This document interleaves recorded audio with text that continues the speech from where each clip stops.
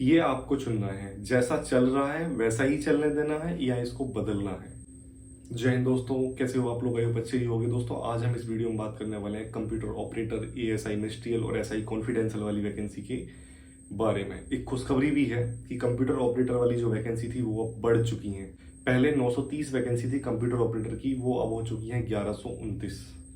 लगभग 199 पद अब इंक्रीज हो चुके हैं और ये आप सभी के लिए खुशखबरी की बात है, क्योंकि कुछ छात्र कई बार आधे नंबर से या पॉइंट में जो नंबर होते हैं 2-3 उनसे रह जाते हैं, तो अब उनका भी सिलेक्शन हो जाएगा। तो कहीं ना कहीं एक बहुत अच्छी बात है।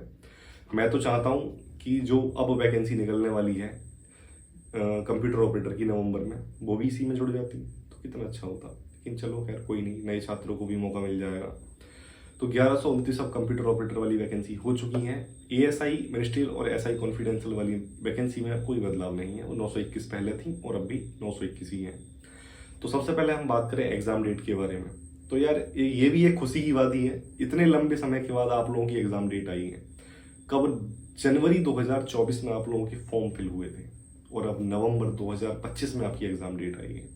इंतजार बहुत लंबा है, लेकिन कोई नहीं, देर आए दुरुस्त आए। लगभग 22 महीनों के बाद आपका एग्जाम होगा।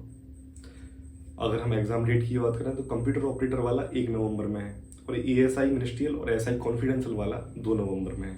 अब कुछ छात्रों ने दोनों में ही फॉर्म फिल किए हुए हैं, तो वो कंफ्यूजन में है, कहीं ऐसा ना हो एक में हम लखनऊ एग्जाम दे रहे हों और 2 में फिर हम बरेली या मुरादाबाद भाग रहे हों।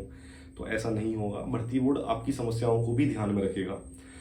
जहां तक है, या तो एक ही कॉलेज में आपका एग्जाम हो जाएगा कंप्यूटर ऑपरेटर का। अगर आपका जिस कॉलेज में जिस सिटी में हुआ है उसी सिटी में अगले दिन एएसआई या एसआई कॉन्फिडेंशियल का हो जाए, या ऐसा हो सकता है कि आपका कॉलेज चेंज हो लेकिन होगा उसी जिले में।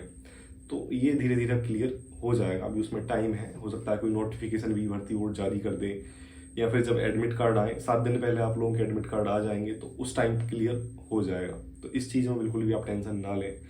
और एक सबसे बड़ी परेशानी, डिप्लोमा।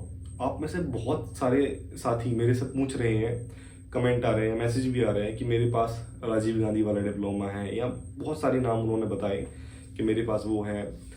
तो यार कंप्यूटर डिप्लोमा है, कुछ ने बीटेक किया है इलेक्ट्रॉनिक्स से, तो इसके बारे में आप पहले तो जो नोटिफिकेशन है उसमें लगभग 35-40 डिप्लोमों के नाम हैं। मैं टेलीग्राम ग्रुप पे भी डाल दूंगा, आप वहाँ देख सकते हो। तो अगर इनमें से आपके पास कोई सा भी है तो आप बिल्कुल टेंशन मत लो, पहली बात तो ठीक है। अगर इनमें से आपके पास कोई सा डिप्लोमा है तो आप बिल्कुल निश्चिंत रहो, फिर तो आपका सिलेक्शन हो ही जाएगा। पिछली बार की वैकेंसी में मैं यार क्या बताऊं, मैं ऑन कैमरा ज़्यादा खुलकर बोल नहीं सकता, लेकिन ऐसे ऐसे छात्र सेलेक्ट हुए थे और आज सेलेक्ट हैं एएसआई में या कंप्यूटर ऑपरेटर में, जिन्होंने डिप्लोमा, क्या कहूँ आगे, मतलब बस थे उनके पास डिप्लोमे, ठीक है, उन्होंने मेहनत से नहीं पाए, बस थे उनके पास डिप्लोमे, तो वो भी सेलेक्ट हो गए। आप लोगों ने अगर किया है डिप्लोमा 1 साल का या 2 साल का या बीटेक किया है कंप्यूटर साइंस से, तो आप लोग क्यों परेशान हो रहे हो यार? ठीक है, तो जब उनका सिलेक्शन हो गया पिछली वैकेंसी में तो आपका भी हो जाएगा। अगर इस लिस्ट में आपका नाम है तो फिर तो आप टेंशन लो ही मत। अगर इससे अलग भी है तो ओ लेवल के समकक्ष भी मानने हैं। अगर 1 साल का आपके पास कंप्यूटर डिप्लोमा है तो आप निश्चिंत रहो, आप केवल एग्जाम की तैयारी करो, ठीक है। वो बाद की प्रोसेस है, डीवी के टाइम की बात है वो। वहाँ बहुत सारी चीज़ें आप मैनेज भी कर सकते हो, लेकिन पहले आप एग्ज़ाम तो क्रैक करो।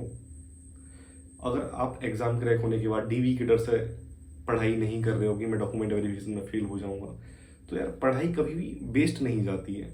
अगर आप डीवी में फेल हो भी जाओगे तो आपकी तैयारी इतनी होगी, कांस्टेबल की वैकेंसी आ रही है आप उसमें निकाल दोगे, उसमें डिप्लोमा की जरूरत भी नहीं है आपको, ठीक है। तो आप पढ़ाई जरूर करो, पढ़ाई से पीछे मत भागो। जीएस वही है, ठीक है। कंप्यूटर एक्स्ट्रा पढ़ना है तो कंप्यूटर वैसे ही आपको कंप्यूटर की नॉलेज हो जाएगी। अगर आप डर रहे हो कि मेरे पास ऐसा डिप्लोमा है मैं फेल हो जाऊंगा डीवी में, इसलिए आप पढ़ाई नहीं कर रहे, तो पढ़ाई करो यार, ठीक है। डिप्लोमे से आप बिल्कुल मत डरो। इसके बाद सबसे बड़ा क्वेश्चन, तैयारी कैसे करें। ज़्यादा समय अब आपके पास है नहीं, 38 से 39 दिन का समय है आपके एग्जाम को होने में। तो अगर आप मेरी बात मानो तो 1 अक्टूबर से डेली एक प्रैक्टिस सेट लगाओ और बिल्कुल ईमानदारी से लगाओ। एक पेन एक पेपर लेकर बैठो और पूरा टाइम, चाहे घड़ी हो या स्टॉप वॉच अपने फ़ोन में लगा लो, जो समय पेपर में निर्धारित है 2 घंटे का, बिल्कुल वही समय आप अपने एग्ज़ाम को दो, ठीक है। बिल्कुल भी आप उसमें चीटिंग आपको नहीं करनी है। जैसे ईमानदारी से आप एग्जाम दोगे उसी तरह से आपको प्रैक्टिस सेट लगाना है। डेली एक प्रैक्टिस सेट लगाना है, फिर उसे एनालाइज भी करना है। जितने नंबर आपके जिस टॉपिक में कम हो रहे हो फिर उस टॉपिक को ज़्यादा पढ़ना है। एक कहावत है, समस्या का समाधान बाद में करो। समस्या का समाधान बाद में करो, पहले समस्या देने वाले का समाधान करो। ये आदमियों पर भी लागू होती है लेकिन फिलहाल आप एग्जाम पे लागू करो। समस्याओं का समाधान बाद में करो, समस्या देने वाले का पहले करो। तो आपका जो टॉपिक वीक हो, आपको लग रहा हो एनालाइज करने के बाद अपना प्रैक्टिस सेट कि हाँ मेरे जो है कंप्यूटर में नंबर कम आ रहे हैं और इस पर्टिकुलर टॉपिक में कम आ रहे हैं, तो पहले उसी की तैयारी करो। उसी में आप पहले घुसो, पूरा ठीक से उसका रिवीजन करो, नोट्स रिवाइज करो, तो आपका वो टॉपिक अच्छे से तैयार हो जाएगा और फिर आपके नंबर इंक्रीज धीरे धीरे प्रैक्टिस सेट में हो जाएंगे। और प्रैक्टिस सेट ही एकमात्र ऐसा जरिया है जो आपका टाइम भी मैनेज करता है, परीक्षा के टाइम। अगर आपने अच्छे खासे प्रैक्टिस सेट लगाए हुए हैं तो कई बार रिपीटेड क्वेश्चन भी आपकी परीक्षाओं में आ जाते हैं। PYQ जो पिछले एग्जाम हुए हैं वो भी बहुत इंपॉर्टेंट रहने वाले हैं, तो उनका भी आप रिवीजन करते रहना। इसके बाद आपका सवाल, प्रैक्टिस सेट कहाँ से लगाएं?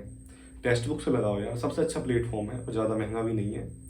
तो उसका सब्सक्रिप्शन ले लो और डेली एक प्रैक्टिस सेट लगाओ। और सबसे बड़ी बात, दिखावा मत करो कभी भी पढ़ाई का। अगर आप पढ़ रहे हो तो उसे सोशल मीडिया पर शेयर मत करो, या अपने रिश्तेदारों को, फ्रेंड्स को ज़्यादा मत बताओ कि मैं कितने घंटे पढ़ता हूँ या मैं इतनी मेहनत कर रहा हूँ। किसी को मत बताओ। आप दुनिया को जितना कम बताओगे आपकी दुनिया उतनी बेहतर रहेगी। तो जितना हो सके अपनी लाइफ प्राइवेट रखो। अगर कोई चाचा, ताऊ, मौसा, मौसी, फूफा अगर कुछ पूछते हैं कि आप बेटा आप क्या कर रहे हो, कुछ नहीं, मैं तो बस टाइम पास कर रहा हूँ, मूवी वगैरह देखता हूँ, मजे ले रहा हूँ ज़िंदगी के। उन्हें बताओ ही मत कि मैं इतनी तैयारी कर रहा हूँ और मेरा ये एग्ज़ाम होने वाला है, मेरा नवंबर में एग्ज़ाम है। कुछ मत बताओ यार। कई बार क्या होता है ना, आदमी अपने दुख से दुखी नहीं होता, दूसरे के सुख से दुखी होता है। जब उन्हें पता चलेगा कि आपका 1 नवंबर में, 2 नवंबर में एग्ज़ाम है, तो उनके दिमाग में ये बात रहेगी। जब आपका रिजल्ट आएगा तो पहले ही पूछने लगते हैं रिश्तेदार, बेटा कब आ रहा है आपका रिजल्ट, आपने जो एग्ज़ाम दिया था। तो कहीं ना कहीं वो चीज़ें आपको मेंटली परेशान भी करती हैं। अगर आप फेल हो गए एग्ज़ाम में, फिर वो पूछेंगे क्या हुआ, ये कुछ नहीं, वो तो मैं फेल हो गया उसमें। पहले आपने सबको बता दिया, ढिंढोरा पीट दिया कि मेरा ये एग्ज़ाम है, फिर आप उसमें फेल हो गए, तो फिर वो आपकी मजाक भी उड़ाएंगे। हो सकता है अपने माता पिता से भी आपके कहें कि आप इसे इतनी तैयारी क्यों करवा रहे हो, कहीं जॉब करने भेज दो, या टाइम वेस्ट कर रहा है, या इसकी शादी करा दो। मतलब बहुत सारी चीज़ें हैं। तो आप ज़्यादा किसी के साथ शेयर मत करो कि मैं ये कर रहा हूँ। आप जो कर रहे हो बस चुपचाप करते रहो। जब भी पढ़ाई में मन ना लगे, अपने लक्ष्यों को याद करो और सोचो कि आप किस मकसद से पढ़ाई कर रहे हो।